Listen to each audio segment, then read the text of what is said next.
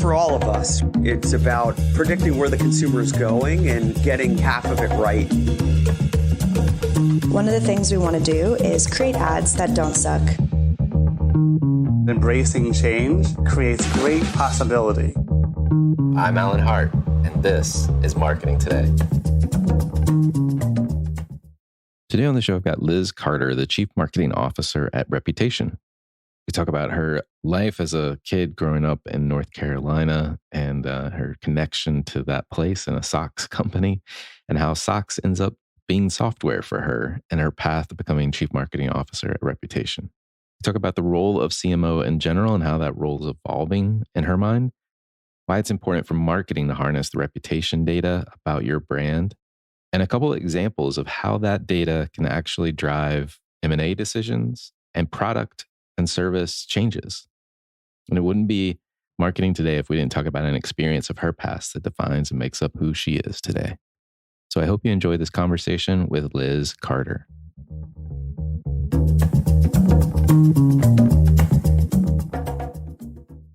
Well, Liz, welcome to the show. Thanks for having me. Yeah, I'm looking forward to this conversation. It's not every day, but it has happened a number of times out of the 400 plus episodes that you get to talk to somebody that is actually a North Carolinian like myself. So I'm always excited, extra excited when I get that. Me too. So I love talking to people from North Carolina. So how does somebody who grew up in and around tangible products like socks, and for those that are in the biz, hosiery, how do they end up selling software? Oh, I love it. It's a great question. I'm not sure that I have a great answer, except to say that I wanted to move away from a very small town that I was growing up in. That's probably number one reason. No, but actually, I grew up in a small town in North Carolina, and my family was in hosiery manufacturing.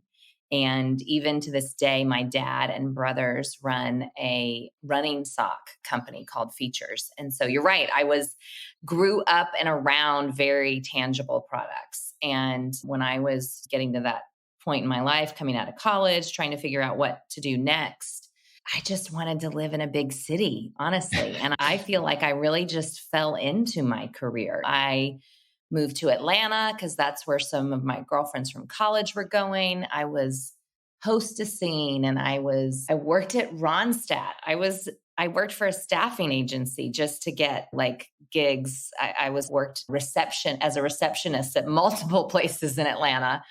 And I had a girlfriend who started in HR at a company called Internet Security Systems, which at the time, this was 2001, ISS was already a public company. So they had about 1,500 employees and had one of those like internet booming stories where the founder started at Georgia Tech in his like basement, built the product. And so when I came in, it was a fairly large business and I started working in the event marketing team and kind of just right away knew that like event marketing, it was a really good fit for me and who I was and the types of things I wanted to do, and fell into software. They actually had hardware, but were mainly software company at the time. And then just my opportunities from there continued in that technology space. It's amazing.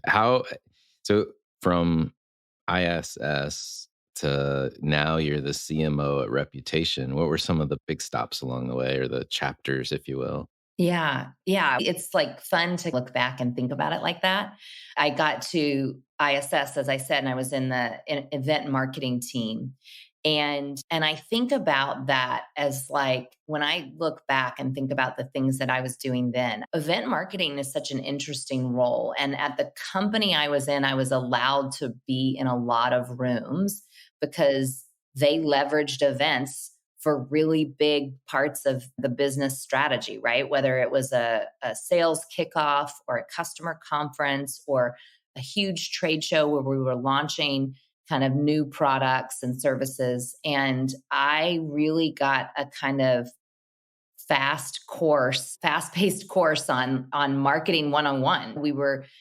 I was working with the product marketing team to make sure that they could launch their products at our events. I was working with the analyst relations teams to understand what environment did we need to create to have the right conversation with those analysts. I think about just that sort of education. I was there for about 5 years. I probably didn't know it at the time, but it really built this very well-rounded exposure for me to all areas of marketing. And when I decided to leave there, I took a job at a company called SuccessFactors, and they were still a startup at the time in the Bay Area. And this was another one of my moments where I just was like, I need to live outside of the South for a little while. Right. And I just so happened to have a friend that was from college that was working at SuccessFactors, and another friend who I'd worked with at ISS who'd gone over there.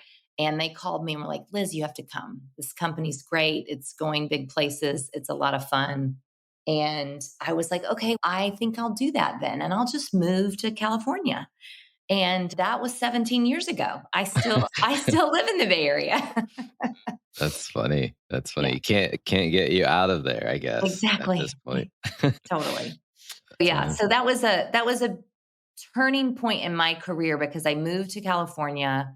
I met a woman named Stacy Epstein, who was the VP of marketing at the time at SuccessFactors. And I remember thinking, I was learning a lot from her and thinking, oh, I think I could do that job someday. I think that was when I got the first inkling of, okay, maybe I want to grow a career in marketing, and maybe there's more in this sort of career path than I really even knew or appreciated at the time. I love it. I love it. And so now you're at Reputation. Let's talk a little bit about the company. Like, what do you guys do? And who do we think about you serving? Who do you serve? Yeah. We like to say that we help our customers always know what their consumers are saying about them and are always able to take action on it. And that's because what we work with companies that have multiple locations that are selling to consumers, maybe patients, because we definitely work in the healthcare industry, looking to buy a car.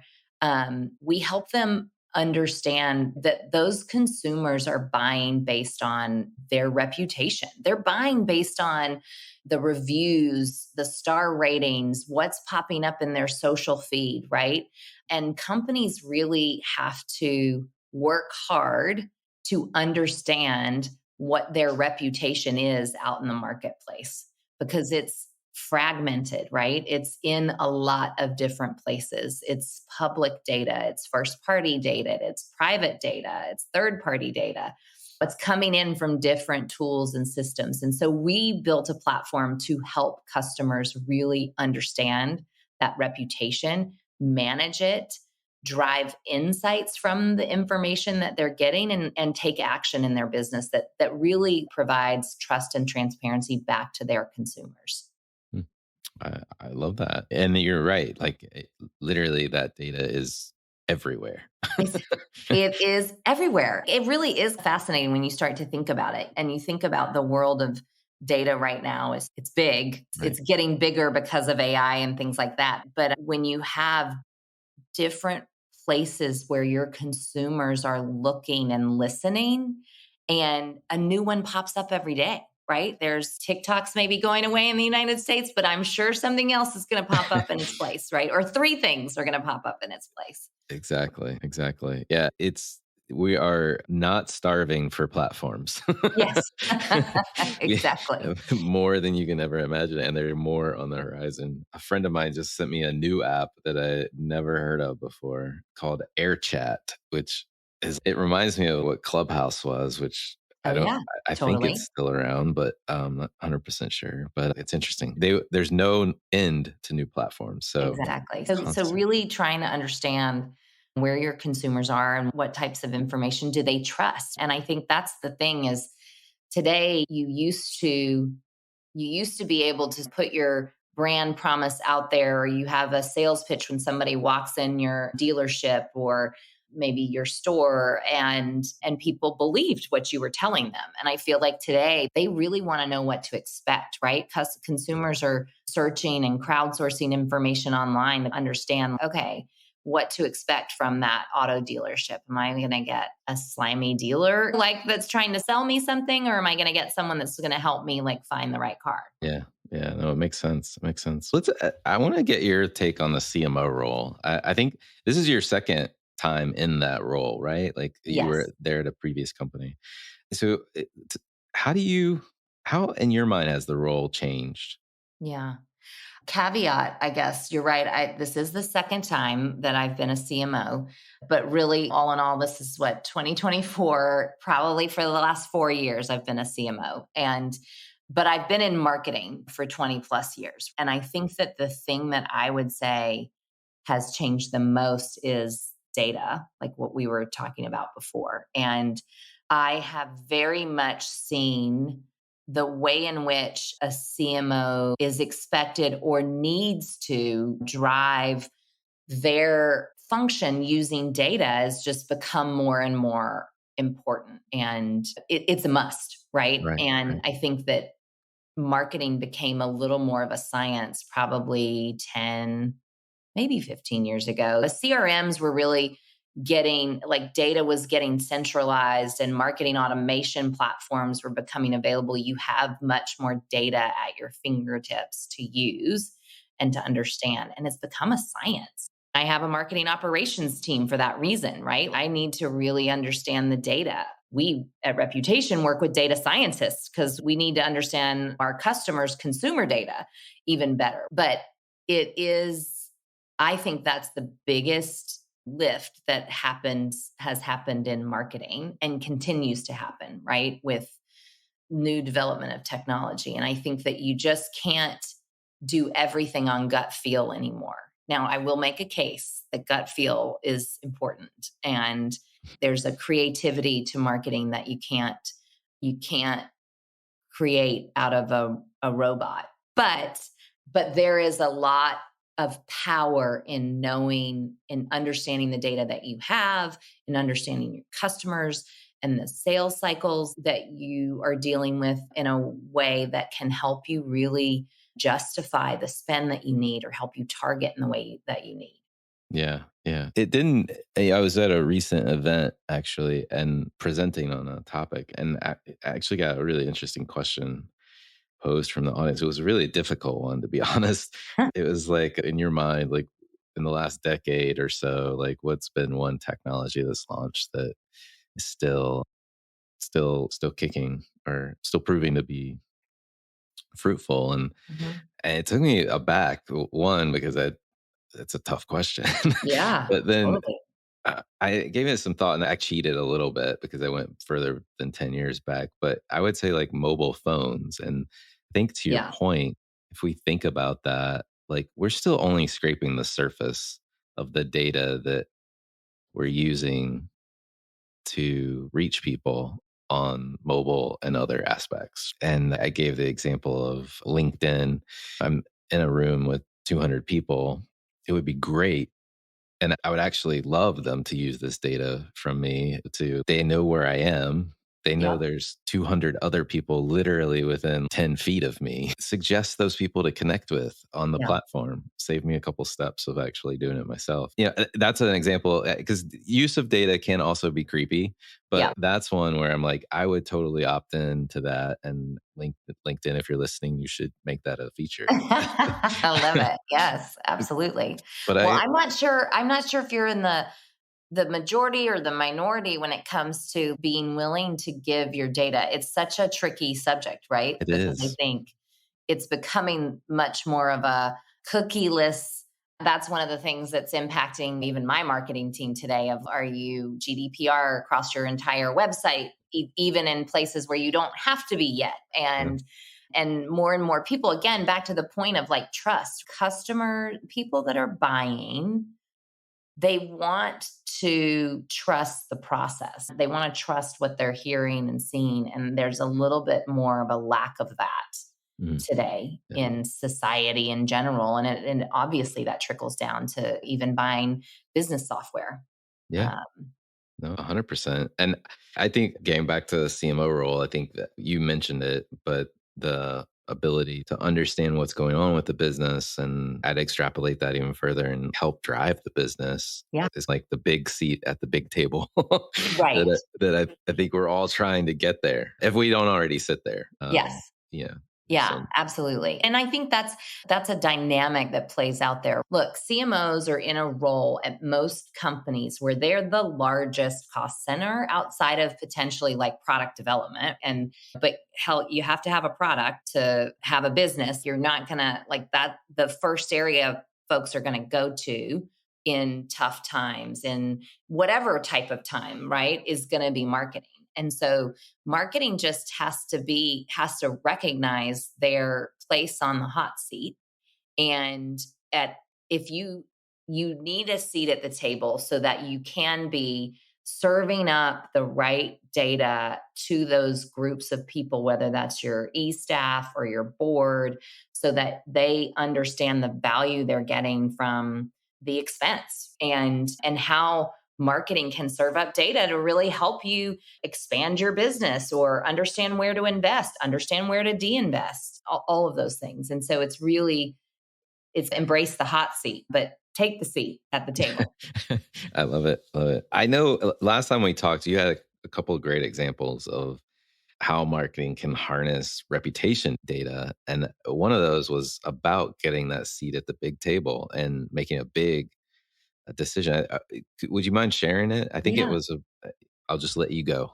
Yeah, I'm lucky to get to talk to our customers all the time. And I think that there's several different that sort of come to mind, but we work with customers in the healthcare space, lots of big hospital systems, and they leverage reputation to manage reviews and listings, but then to really understand what's happening out in the market in actually from a competitive standpoint. They want to know from their bigger competitors or from the other hospitals in their area, their territory where they work. What is their reputation? What are the metrics they're hitting? How do they compare? But the other part about that, the actually flip side of that, is that it can also help them determine maybe which hospitals would be good for them to actually buy or purchase in an M&A deal, right? Because they maybe match their reputation processes and procedures. It would be easy to integrate them into the system without being a big drag on their teams. So looking at the data and really understanding property management can use our tool in the same way, right? They're looking for different properties to purchase, and looking at that reputation, that competitive data really gives them an edge on understanding what's going on in that market and how a particular building or site may be doing. Yeah. No, it's very true. Like eons ago, I was doing a due diligence project on a tractor dealer network, if you can imagine that. Going back to North Carolina again.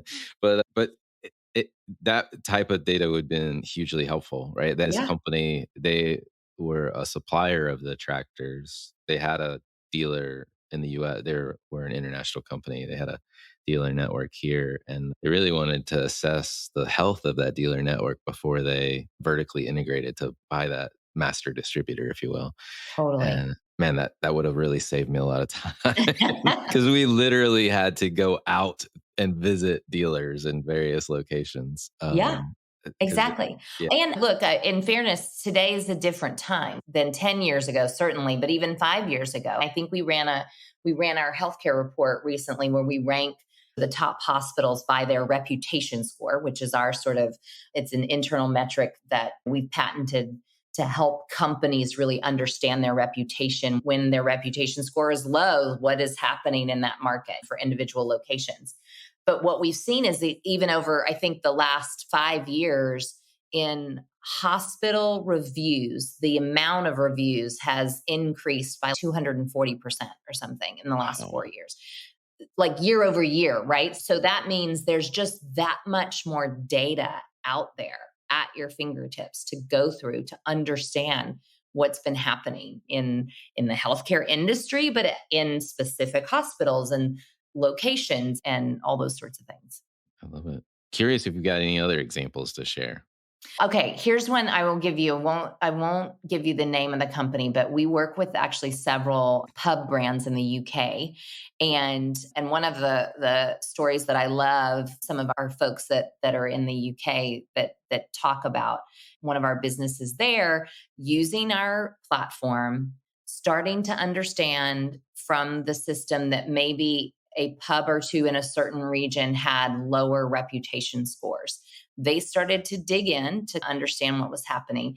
And there were like several complaints, several is probably the wrong word. There was a high number of complaints about the tomatoes on a particular chicken sandwich. And how funny is that? Pretty specific. But what happened is they actually decided to take the tomato off that chicken sandwich, as an example, on their menu. And the reputation scores went up. Their business in those pubs went up. They also saved money because now they didn't need as many tomatoes across multiple locations. I think it saved them over $1 million in expense when it came out. It's like those kinds of things where you just can't imagine that kind of value coming from spending a little time in your data. Yeah, it's such something so simple to make a change around. The tomatoes out if we're not doing well with tomatoes. We're gonna Chick-fil-A that sandwich. Exactly. Pickles only, please. Pretty funny. Exactly. And oh man, that's a great nugget of the power of being able to go and dig and mine through the data as well. Not just capture it all, but Yeah. actually leverage it to drive, in this case, a product change. Totally. Exactly. And I think so it's can be so impactful, right? And so when you have hundreds of locations or thousands of locations, when you think about the auto industry and certain types of dealerships, thinking about trying to aggregate that at a corporate level, at a brand level, but you need freedom at the location level to manage what's happening. And then you need to be able to look at it at a high level and understand, okay, these markets work differently, but actually there's the same problems here and here, and we solved it over here. So let's use what we did here and do some cross sharing and learning and that sort of thing. I love it. I love it. Where do you think the type of reviews and the reputation data is going to go in the future? And how should we as marketers be thinking about it? Yeah, it's a great question. Gosh, I wish I had a crystal ball for so many reasons. Obviously, like I mentioned before, I feel like we definitely hit a tipping point. Today's consumers are really crowdsourcing information online, right? So they're looking for your reviews. I think some of our data tells us that people look at 3 to 5 reviews before making a purchasing decision. They won't even look at your product, your service, your location, your brand if you have below a 4-star star rating on a review site. There's just like all this data saying people are looking at that today. I think when you think about AI, gosh, how are these AI engines changing what's being served up to consumers? Really trying to understand the impact that, all of the new advancements in AI are going to have on this type of data, right? That's out there and that exists is something that I think you got to think about. And certainly we at Reputation are thinking about all the time.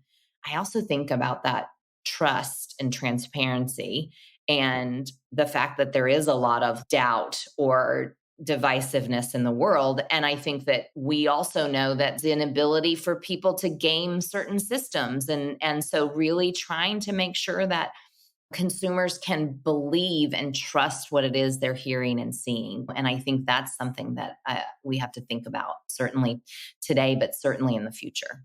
Yeah. I hadn't thought about this until you mentioned AI, but that could tremendously change the breadth of which consumers can access the same type of data at Totally. scale as well. And so if you've got those tomato problems, oof, Yeah. watch out. Yeah, exactly. The way the new search tools and ChatGPT and Bard serve things up is just very differently, right? Right. They serve up much more matter of fact answers to questions versus lists of things for you to look at and review and determine like what's true. And that's based on publicly made available data. That's going to shape things differently for sure. Yeah. Yeah. And I think it even puts a sharper point on being able to what we talked about at the beginning in terms of how you help companies. And today is like actioning that data and responding to the data.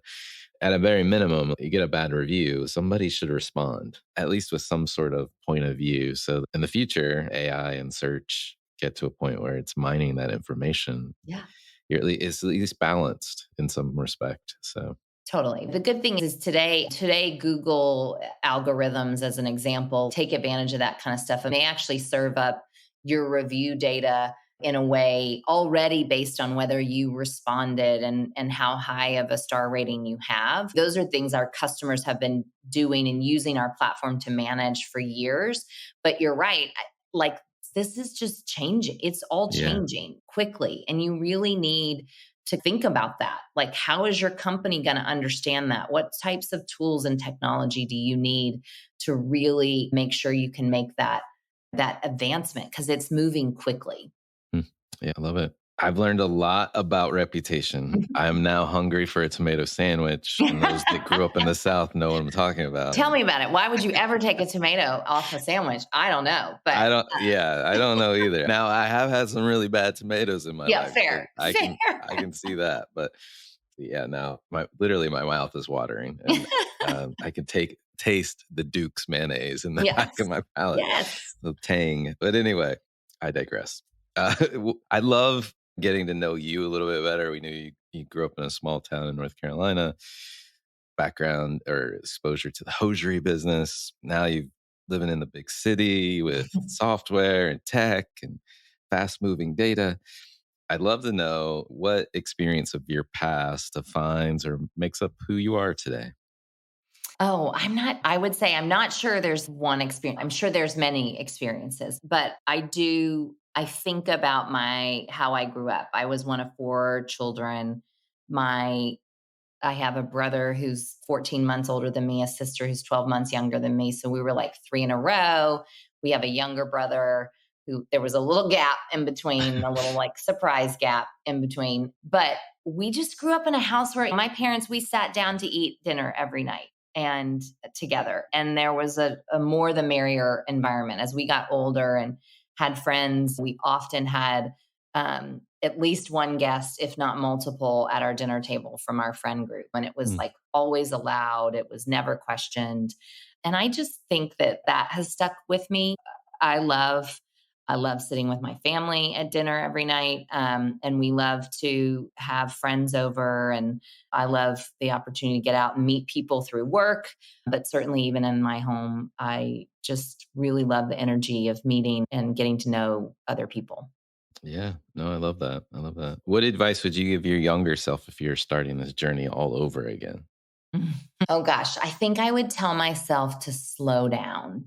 I feel like I was always wanting to just be 5 or 10 years older than I was at any given time and looking for the next thing. And I think that I wouldn't make any decisions differently necessarily, but I think there's probably a part of me that could have slowed down and smelled the roses a little more. Maybe just savored it a little more. Yes, exactly. Exactly. That's funny. I'm curious if there's a topic either you think marketers need to be learning more about, or maybe it's something you're trying to learn more about yourself. Okay. I actually think something that I've been thinking about, I have a new CEO that came on board. So I got a new boss like 6 months ago, and I've really enjoyed getting to know him. It's the first time that I've worked for a CEO that has a really rich product and engineering background versus more of the like sales and marketing kind of focused individual. And I'm watching him and I'm learning, and he's got a methodology he likes to use, which is like process. I love it. Gives me a lot structure, not process. It's structure that I think is really good. But I'm learning a lot more about the actual like software development and product side of our business that I think I probably have spent less time understanding, like what it takes to actually build products that can't fail. And so I'm enjoying kind of seeing that side of a little deeper under the covers than I have maybe ever gone before. Yeah. No, it is fascinating to learn about. I got an opportunity. I'm not an expert by any stretch. I will admit that right now. But I did get to manage early in my career, I got to manage some developers and learned a lot. And it Yeah. has stuck with me ever since. And so I have a appreciation slash empathy. Yeah, It is a craft. totally. And I don't know that people necessarily realize that coding is as much of a craft as it is, and it can be artful in many Yeah. ways. Yeah. So Absolutely. And I think those teams too can tend to be in a different area. Even I remember at ISS when I first started, like there were two sides of the building that we had two buildings that were connected by like a bridge. And I sat on the bridge of that fourth floor, but the bridge was into like basically where all the product and engineers were. And it was like a completely different world. It was like dark in there, and there were skateboards and there was like people on headsets and not talking. And where the other side of the building, which was like sales and marketing, there was so much more activity and lights on and literally like fundamentally different worlds. And in software and tech in the Bay Area, oftentimes the engineering teams, a big part of them are in India or in another, right. country. And really making them a part of your company is such a different, it takes work and integrating like giving them the opportunity to see the wonderful things that I get to see that our customers are doing with the products and tools that they build is you have to think about that. Yeah. I agree. I agree. Yeah. Two more questions for you. Are there any trends or subcultures that you follow and you think other people should take notice of? I'm not sure that I am like up on the latest subcultures. I know a little bit about the teenage world because of my daughters, which is a whole scary world that I want to know less about. Actually, I just started about 6 months ago. I subscribed to a Substack newsletter. And I don't know if you're familiar with Substack, but I feel like it's going back in time to the days before social media when there was like internet and people posting blogs. And I don't know, it's a little bit of it feels less divisive, but maybe it is. And I just don't know any better. But I'm enjoying like what I'm reading and like seeing there in that environment.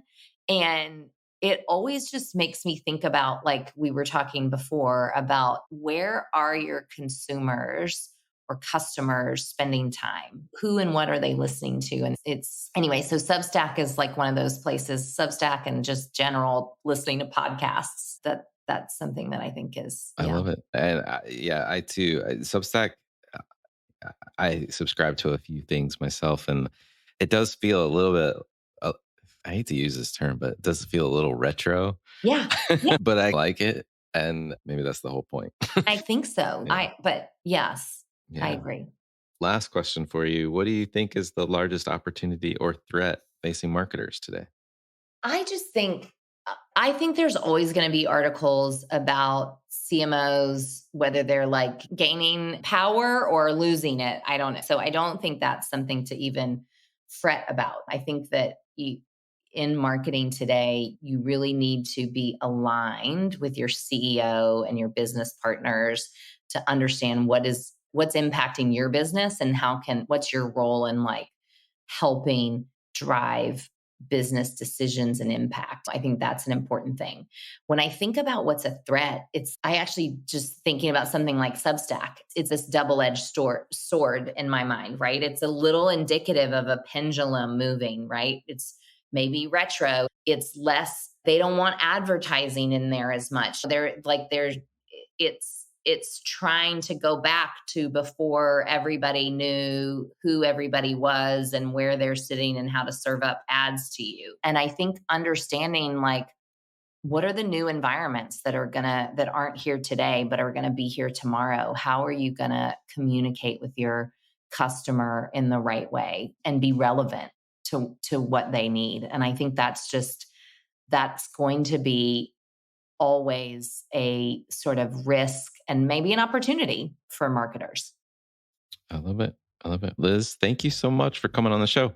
Yeah, absolutely. This is great. I've enjoyed the conversation. Hi, it's Alan again. Marketing Today was created and produced by me with post-production support from Sam Robertson. If you're new to Marketing Today, please feel free to write us a review on iTunes or your favorite listening platform. Don't forget to subscribe on marketingtodaypodcast.com. Tell your friends and colleagues about the show. I love hearing from listeners. You can contact me at marketingtodaypodcast.com. There you'll also find complete show notes and links to what was discussed in the episode today, and you can search our archives. I'm Alan Hart, and this is Marketing Today.